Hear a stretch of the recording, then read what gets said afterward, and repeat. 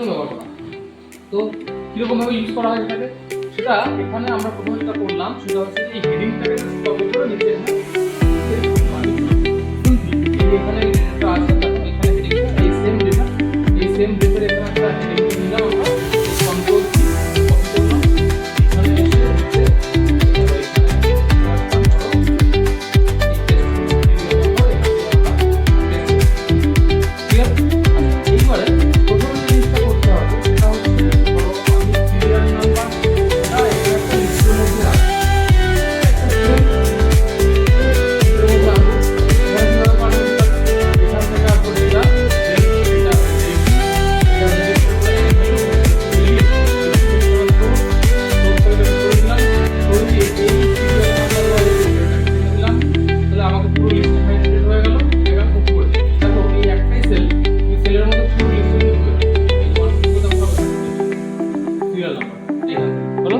এবার আমি ধরো এখন যদি 1 লিখি তাহলে 1 এখান থেকে ইগনোর করবে 1 2 লিখি 2 লিখি আসবে।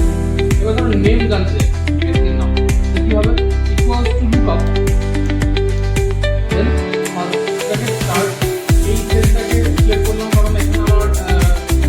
ডেটা ভ্যালুয়েশন দেওয়া আছে সিলেক্ট করলাম দেন কমা দিলাম দেন লুকআপ ভ্যালু বলতে আমাকে কি বলা হচ্ছে আমি লুকআপ ভ্যালু যেটা দিয়েছি এই সিস্টেম লুকআপ ভেক্টর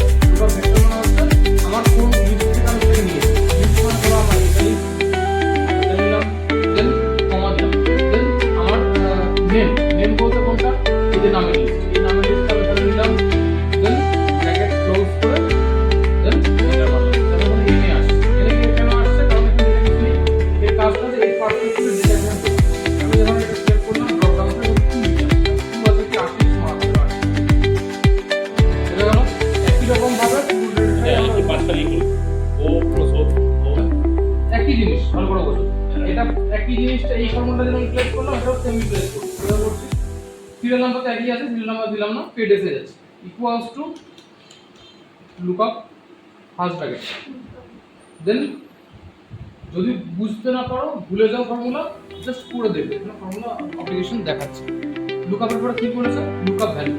ভ্যালু মানে কি কোনটার পার্সপেক্টিভে ডেটা আমরা তুলব এখানে এই সেলে যেটা আসটা পার্সপেক্টিভে তুলব তাই এটা হচ্ছে এর লুকআপ তাহলে দেখো সেটা যেটা আমার লাগবে যেটা কোশ্চেন করছে সেটা বোল্ড করে দেখা দেন কি আছে দেখো কমা দিলাম কমা তারপরে এই যে বোল্ড হচ্ছে কোনটা লুকআপ ভেক্টর মানে কি এই লিস্ট থেকে আমি ডেটা ম্যাচ করে তুলব সেই লিস্টটা আমি সিলেক্ট করব হলো হয়ে গেছে দেন কি দিয়েছে কমা দিলাম কমা তারপরে কি দিয়েছে রেজাল্ট ভেক্টর থেকে আমরা অ্যানসার দিই অ্যানসার করে কি দেব আমি চিন্তা করতে গেলে পেডের কোথায় আছে এখানে লিস্ট আমি এখানে সিলেক্ট করলাম এই তারপর কি করব যে দেখো এখানে দুটো করে শুরু হচ্ছে আমরা অ্যারে দিয়ে কমা দিলাম কমা দাও তারপর তারা এখানে দিয়ে ব্র্যাকেট ক্লোজ করছি কারণ একটা শুরু এবার আনসার এবার দেখো এটা হচ্ছে সিরিয়াল নাম্বার 2 নাম হচ্ছে আশিস মাহাতো তার সিরিয়াল নাম্বার 2 আশিস মাহাতো তার পেডের ছিল 15 দেখো আমি পেডের সলিউশন এবার আমি যদি এখান থেকে সিরিয়াল নাম্বার চেঞ্জ করি জাস্ট আমি ধরো এটা 8 করে দাও তাহলে 8 এর পার্সপেক্টিভ কি ছিল 22 দিন ছিল পেডে তাহলে 22 দিন চলে যাবে 8 এর পার্সপেক্টিভ ব্যক্তির নাম কি ছিল 8 এর পার্সপেক্টিভ ব্যক্তির নাম ছিল তোমার চিরঞ্জন মাহাতো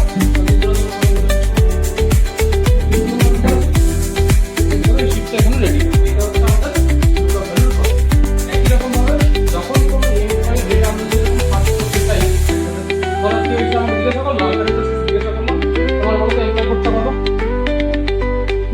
তোরা এমপ্লয়ি কত সিরিয়াল নাম্বার দেয় সেটা কি থাকবে ওই সিরিয়াল নাম্বার এমপ্লয়ি করতে এইগুলো ধরো পুরো ডেটা হাইড করা তো দেখাতে দরকার নেই আমার শুধু ফর্মুলা নিয়ে একটা রেডি করা এবার এই সকল সিরিয়াল নাম্বার কত ধরো বলে সিরিয়াল নাম্বার 2 দিলাম আমরা হইছে স্যার ওইটা চলে আসলো একই রকম ভাবে পুরো বাকি যে সেলগুলো আছে সেখানে তার ফর্মুলা বের রাখি সে বাকি রেজাল্টগুলো এখানে শো করবে তাহলে বোঝা গেল